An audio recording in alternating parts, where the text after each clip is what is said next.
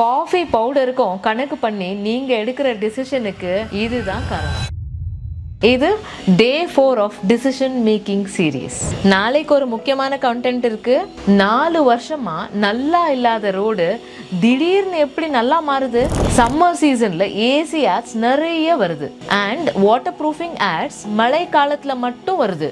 நீங்க ரீசெண்டா பாக்குற விஷயம் தான் உங்க மைண்ட்ல ரீசன்சி பயஸ் கிரியேட் பண்ணும். that bias influences your decision making. அதனால தான் அத்தாரிட்டிஸும் சரி பிராண்ட்ஸும் சரி ஹைப்பான விஷயங்களை ரீசெண்டா பண்றது மூலியமா உங்களை அவங்களுக்கு சாதகமா முடிவு எடுக்க வைக்கிறாங்க. இதை யூஸ் பண்ணி தான் ஆபீஸ்ல அப்ரைசல் கொடுக்கற மாதிரி கொடுத்து வேலையை வெளுத்து கட்டிடுவாங்க.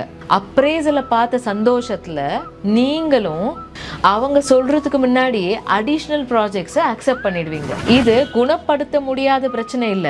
பயஸ்னு கமெண்ட் பண்ணுங்க, சொல்யூஷனை நானே சொல்றேன்.